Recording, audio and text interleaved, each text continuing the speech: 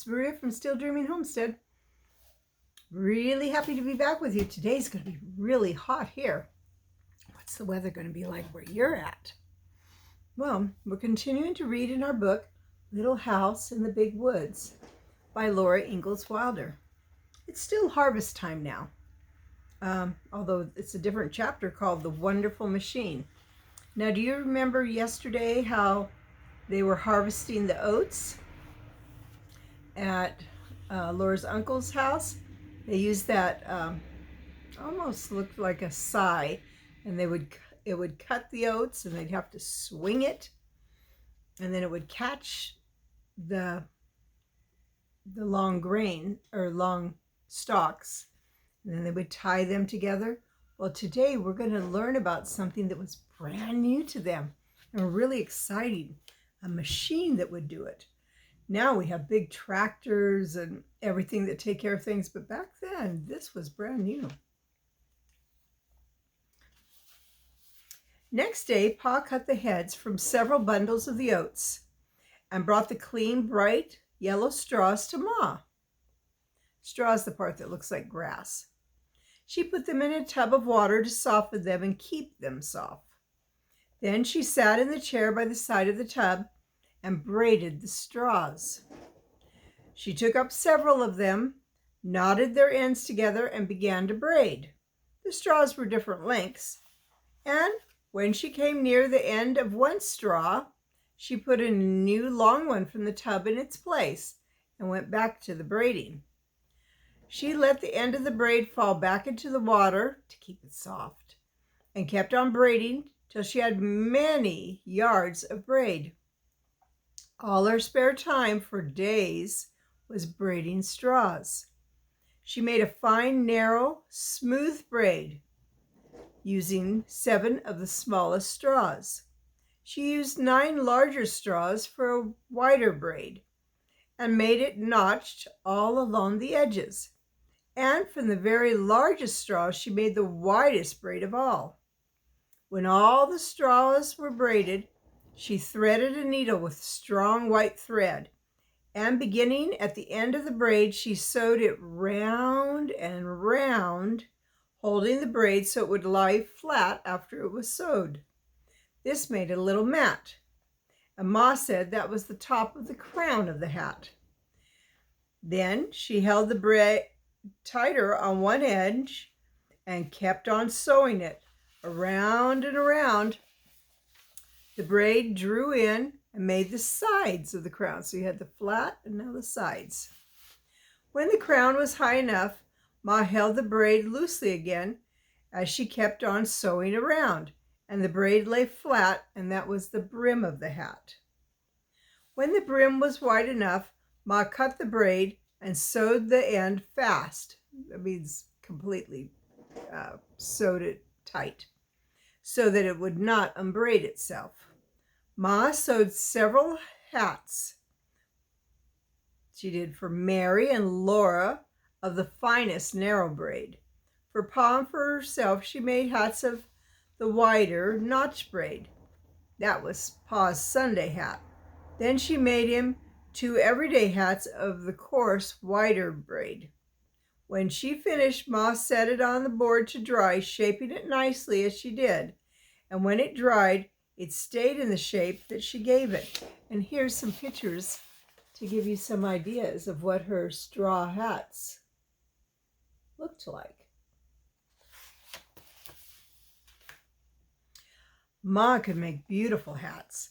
Laura liked to watch her, and she learned how to braid the straw and made a little hat for Charlotte.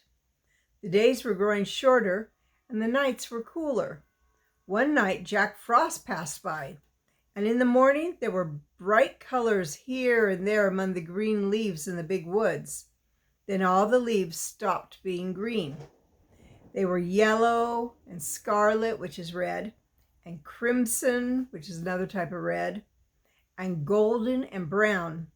Along the rail fence, the sumac held up its dark red cones of berries above the bright flame-colored leaves. Acorns were falling from the oaks, and Laura and Mary made little acorn cups and saucers for the playhouses. Walnuts and hickory nuts were dropping to the ground in the big woods, and squirrels were scampering busily everywhere, gathering their winter's store of nuts and hiding them away in hollow trees. Sometimes they even just buried them in the ground. And then if they don't get to them, guess what? A nut tree comes up. Laura and Mary went to the garden to gather walnuts and hickory nuts and hazelnuts. They spread them in the sun to dry, and then they beat off the dry outer hulls and stored the nuts in the attic for winter. It was fun to gather the large round walnuts and the small hickory nuts and the little hazelnuts that grew in the bunches on the bushes. The soft outer hulls of the walnuts were full of brown juice that stained your hands, but the hazelnut hull smelled good, tasted good too, when Laura used her teeth to try to pry a nut loose. Everyone was busy now, for all the garden vegetables must be stored away.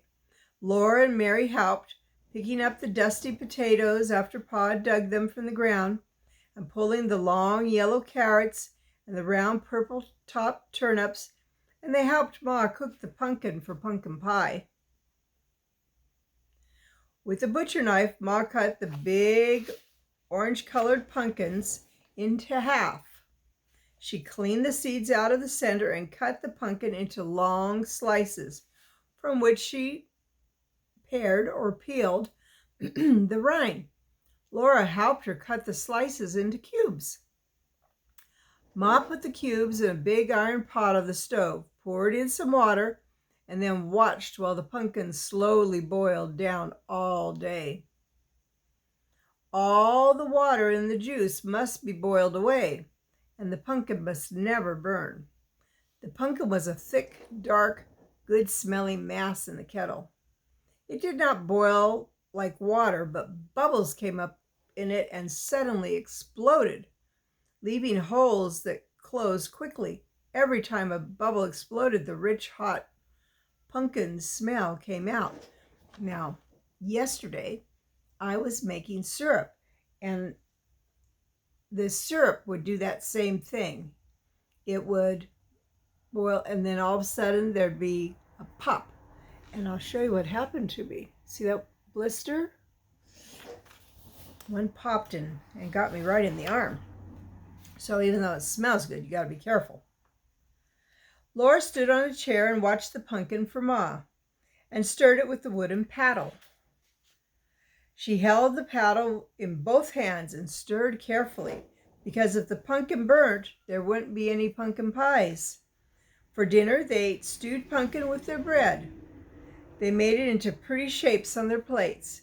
It was a beautiful color, and smoothed and molded so prettily with their knives. Ma never allowed them to play with their food at the table.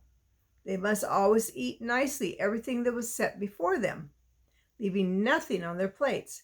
But she did let them make the rich brown stewed pumpkin into pretty shapes before they ate it. At other times, they had baked Hubbard squash for dinner. The rind was so hard that Ma had to take Pa's axe to cut the squash into pieces. When the pieces were baked in the oven, Laura loved to spread the soft insides with butter and then scoop the yellow flesh from the rind and eat it. For supper, now they often had hulled corn and milk. That was good too. It was so good that Laura could hardly wait for the corn to be ready. After Ma started to hull it, it took 2 or 3 days to make hulled corn. The first day, Ma cleaned and brushed all the ashes out of the cook stove. Now, I think that's what we call hominy now. Then she burnt some clean, bright hardwood and saved its ashes. She put the hardwood ashes in a little cloth bag. That night, Pa brought in some ears of corn with large, plump kernels. He rubbed the ears, shelling off the small, chaffy kernels at their tips. Then he shelled the rest into a large pan till the pan was full. Early next day, Ma put the shelled corn and the bag of ashes into a big iron kettle. She filled the kettle with water and kept it boiling a long time. At last, the kernels of corn began to swell, and they swelled until their skins split and they began to peel off. When every skin was loose and peeling, Ma lugged the heavy kettle outdoors. She filled a clean wash tub with cold water from the spring, and she dipped the corn out of the kettle into the tub. Then she rolled the sleeves of her flowered calico dress above her elbows, and she knelt by the tub. With her hands, she rubbed and scrubbed the corn until the holes came off and floated on top of the water. Often she poured the water off and filled the tub again with buckets of water from the spring. She kept on rubbing and scrubbing the corn between her hands and changing the water until every hole came off and was washed away. Ma looked pretty with her bare arms plump and white, her cheeks so red, her dark hair smooth and shining, while she scrubbed and rubbed the corn in the clear water. She never splashed one drop on her pretty dress. When at last the corn was done, Pa put all the soft white kernels in a big jar in the pantry. Then at last they had whole corn and milk for supper. Sometimes they had whole corn for breakfast with maple syrup, and sometimes Ma fried the soft kernels in pork drippings. But Laura liked them best with milk. Autumn was great fun. There was so much work to do, so many things to eat, so many new things to see. Laura was scampering and chattering like the squirrels from morning to night. One frosty morning, a machine came up the road. 4 horses were pulling it, and 2 men were on it. The horses hauled it up to the field where Pa and Uncle Henry and Grandpa and Mr. Peterson had stacked the wheat. 2 more men drove after it in another smaller machine.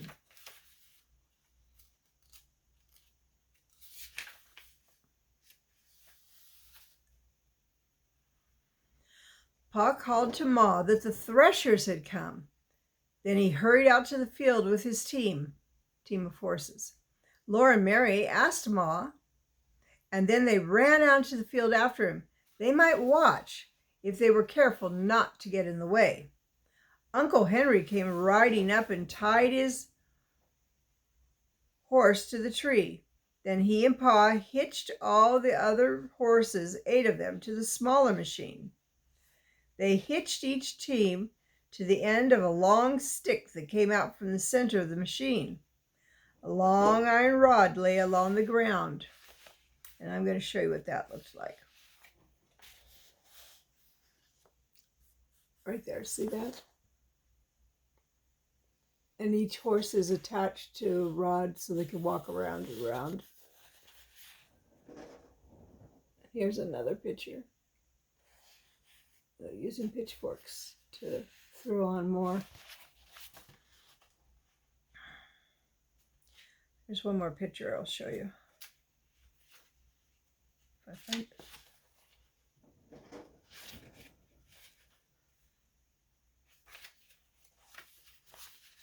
Here's the last picture I'm going to show